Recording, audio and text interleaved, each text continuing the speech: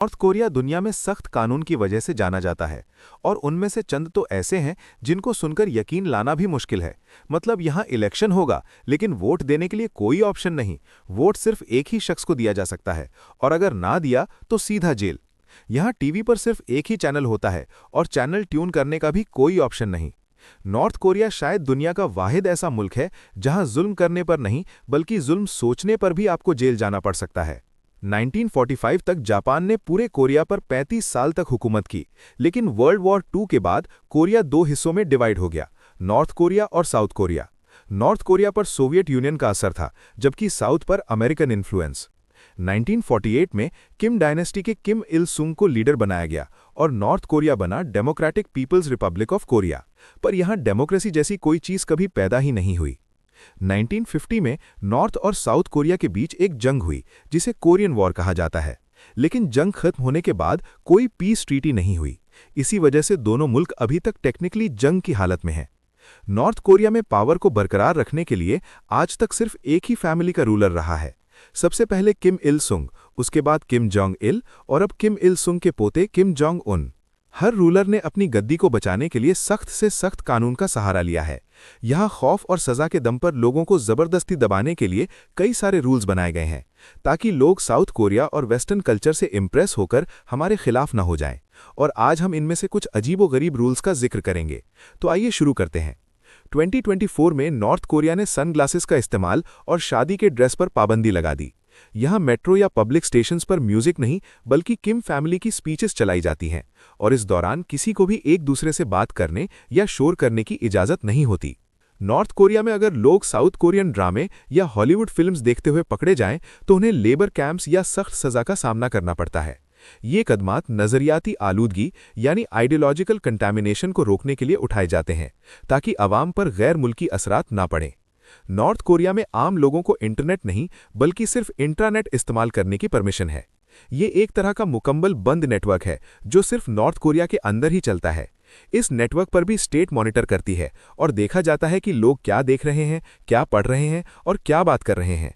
इस तरह हुकूमत लोगों तक पहुंचने वाली इन्फॉर्मेशन को कंट्रोल करती है ताकि वो बाहर की दुनिया से मुतासिर ना हो। नॉर्थ कोरिया में स्टेट की परमिशन के बगैर गैर मुल्क फ़ोन करना भी इल्लीगल है। यानी अगर आपको मुल्क से बाहर किसी से बात करनी हो तो उसके लिए हुकूमत से परमिशन लेना लाजमी है। यहाँ पर टीवी, रेडियो और अखबारात भी सिर्फ स्टेट ही चला सकती है। प्राइवेट मीडिया का तसव्वुर करना भी मुमकिन नहीं।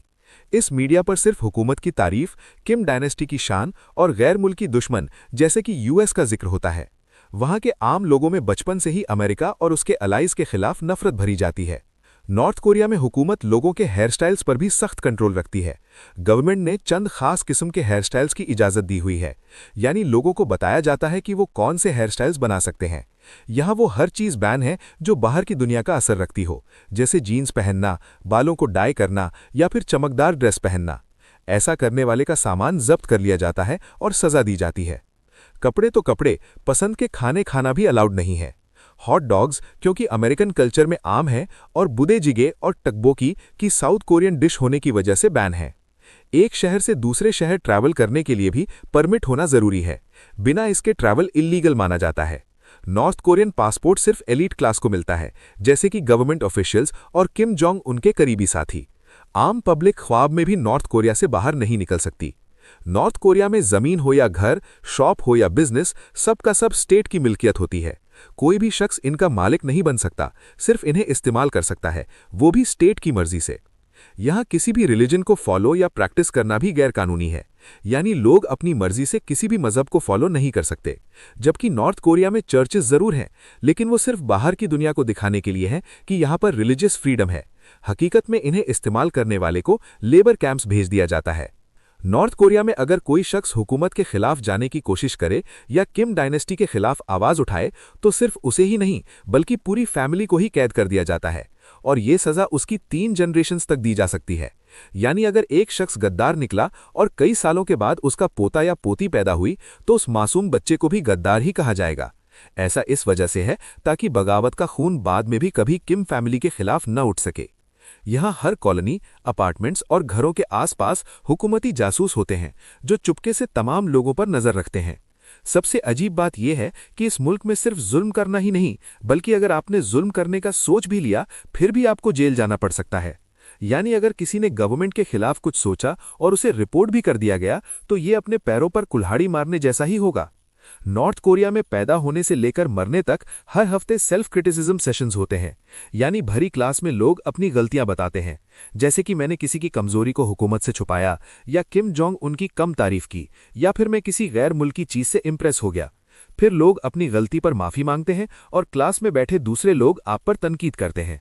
नॉर्थ कोरिया में हर शख्स को वोट देना लाजमी होता है, पर हैरानी की बात यह है कि वोट सिर्फ उन्हें ही दिया जा सकता है जिसको गवर्नमेंट चाहेगी।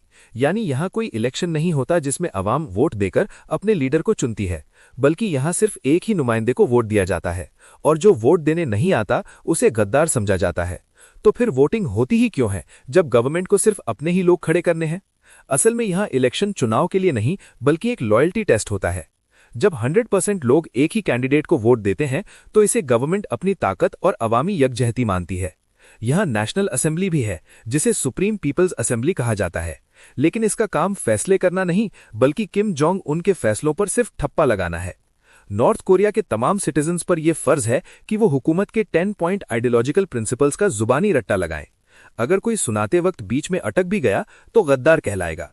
इन 10 पॉइंट्स में कोई एक पॉइंट भी ऐसा नहीं है जिसमें किम इल सुंग का नाम न आया हो। नॉर्थ कोरिया में हर टीवी सेट सिर्फ सरकारी चैनल्स जैसे कि कोरियन सेंट्रल टेलीविजन पर सेट किया जाता है। इसका मतलब यह है कि लोग अपनी मर्जी से चैनल्स बदल नहीं सकते और दूसरे चैनल्स ट्यून करना भी इलीगल है। इंपोर्टेड टीवी सेट्स में NTSC ट्यूनर्स पहले से बंद कर दिए जाते हैं। नॉर्थ कोरिया में साइकिल पर भी रजिस्ट्रेशन और नंबर प्लेट लगती है।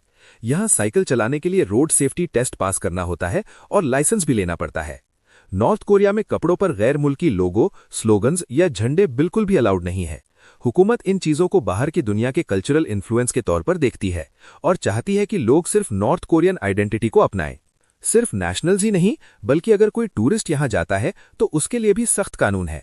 टूरिस्ट के साथ गाइड होना जरूरी है और वो सिर्फ नॉर्थ कोरियन गवर्नमेंट की बताई हुई लोकेशंस पर ही जा सकता है। न वो किसी लोकल से बात करने की कोशिश करेगा, न वहां खुलेआम फोटो ले सकता है।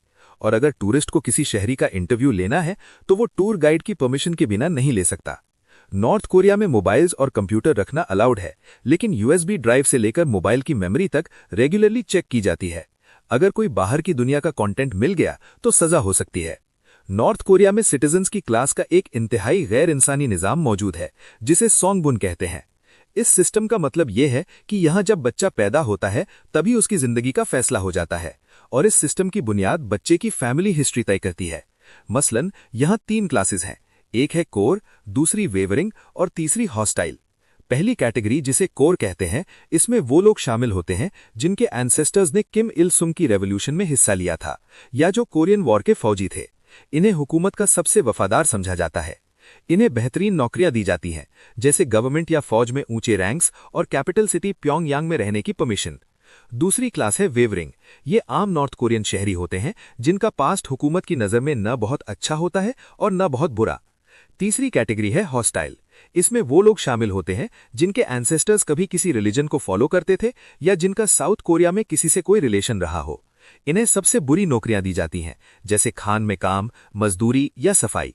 अब आगे बढ़ते हैं। यहां बिजली, पानी और गैस सब राशन के साथ दी जाती है और इनकी कंजम्पशन की कड़ी निगरानी होती है।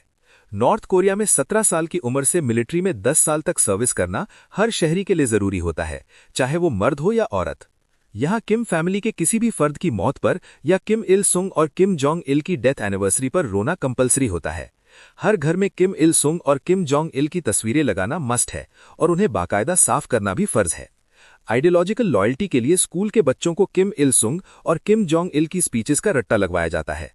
नॉर्थ कोरिया पूरी दुनिया से इतना ज्यादा कटा हुआ है कि उनका कैलेंडर भी अलग है, जिसे जूचे कैलेंडर कहते हैं। जूचे कैलेंडर की शुरुआत 1912 में हुई थी, जो सुप्रीम लीडर किम इल सुंग का बर्थ ईयर है। यानी ईयर 1912 नॉर्थ कोरिया में जूचे 1 माना जाता है और आज 2025 में वहां ईयर 113 है। नॉर्थ कोरिया के दुनिया से कटे रहने की कई वजहें हैं। एक तो किम रिजीम को डर है कि अगर लोगों को बाहर की दुनिया का पता चल गया तो वो हुकूमत के खिलाफ हो जाएंगे, इसलिए मीडिया, ट्रैवल और इंटरनेट पर बैन है। दूसरी वजह न्यूक्लियर प्रोग्राम है, जिसकी वजह से इंटरनेशनल सैंक्शंस लगे और नॉर्थ कोरिया और ज्यादा अलग हो गया। यहाँ आपको बताते चलें कि इनमें से कई रूल्स खत्म भी हो चुके हों या आज इनसे भी ज्यादा खतरनाक रूल्स बना दिए गए हों। इस बारे में अपडेटेड जानकारी किसी के पास नहीं है। ये सारी जानकारी उन लोगों ने दी जो 1953 के बाद नॉर्थ कोरिया से भागने में कामयाब हुए। स्पाई सैटेलाइट्स की मदद से अलग अलग इलाकों को मॉनिटर किया जाता है और कुछ नॉर्थ कोरियंस ने फुटेज बनाकर यूएसबी ड्राइव्स को चीन के जरिए स्मगल भी किया।